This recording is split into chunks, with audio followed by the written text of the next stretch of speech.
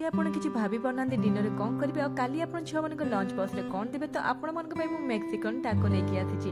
ଏଇଠି ପ୍ରଥମେ ଦେଖନ୍ତୁ ମୁଁ କିଛି ନେଇଛି ଅଟା, ଆପଣ ଚାହିଁଲେ ମଇଦା ମଧ୍ୟ ନେଇପାରିବେ। ତ ସେଥିରେ କିଛି ଲୁଣ, କିଛି ମିକ୍ସ ହର୍ବସ୍ ଆଉ ଘିଅ ଦେଇକି ତାକୁ ଭଲ ଭାବରେ ଗୋଳେଇଦେଲି। ତାପରେ ଟିକେ ପାଣି ଦେଇକି ଭଲ ଭାବରେ ଦଳିଦେଲି। ତାକୁ 15 ମିନିଟ୍ ରେଷ୍ଟ କରିବା ପାଇଁ ଛାଡ଼ିଦେଲି। ତାପରେ ଗୋଟେ କରେଇରେ କିଛି ତେଲ ନେଲି ଆଉ କିଛି ଶୁଖା ଲଙ୍କା ନେଇକି ଟିକେ ଲାଲ ହେବା ତକ ଭାଜିଦେଲି।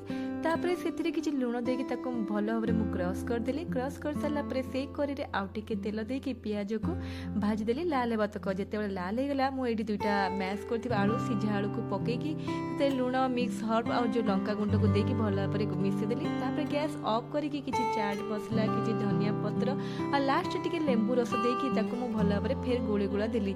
ଆଉ ଯେଉଁ ଅଟାମାନଙ୍କୁ ରଖିଥିଲି ମୁଁ ଏଠି ଛୋଟ ଛୋଟ ଗୋଳା କରିକି ତାକୁ ରୁଟି ସାଇଜ୍ରେ ମୁଁ ବେଲି ଦେଲି।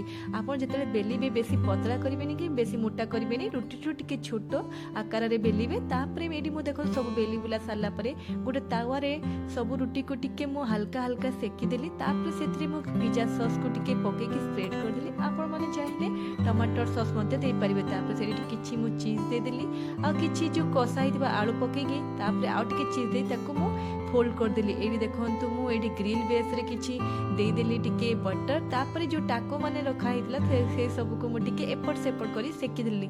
ଦେଖନ୍ତୁ କେତେ ସୁନ୍ଦର ଲାଲ ହେଇକି ସେକି ହେଇଗଲା। ତାପରେ ତାକୁ ମୁଁ ଗୋଟେ ପ୍ଲେଟ୍ରେ ସବୁକୁ କାଢ଼ିଦେଲି। ଆଉ ଆପଣ ଏମିତି ଥରେ ଘରେ ବନାନ୍ତୁ, ଦେଖିବେ ଆପଣଙ୍କୁ ଛୋଟରୁ ନେଇକି ବଡ଼ମାନଙ୍କୁ ସମସ୍ତଙ୍କୁ ଏଇ ମେକ୍ସିକନ୍ ଟାକୋ ବହୁତ ଭଲ ଲାଗିବ। ଆଉ ମୁଁ ମେକ୍ସିକନ୍ ଟାକୋ ସହିତ ମୁଁ ଏଠି ନେଇଛି କିଛି ଟମାଟର ସସ୍ ଆଉ କିଛି ମାୟୋନିଜ୍ ନେଇଛି। ଆଉ ଭିଡ଼ିଓଟି ଆପଣମାନଙ୍କୁ ଭଲ ଲାଗିଲେ ପ୍ଲିଜ୍ ଲାଇକ୍, ସେୟାର, ସବସ୍କ୍ରାଇବ୍ କରିଦେବେ। ରହୁଛି, ନମସ୍କାର, ଜୟ ଜଗନ୍ନାଥ ଫ୍ରେଣ୍ଡସ୍।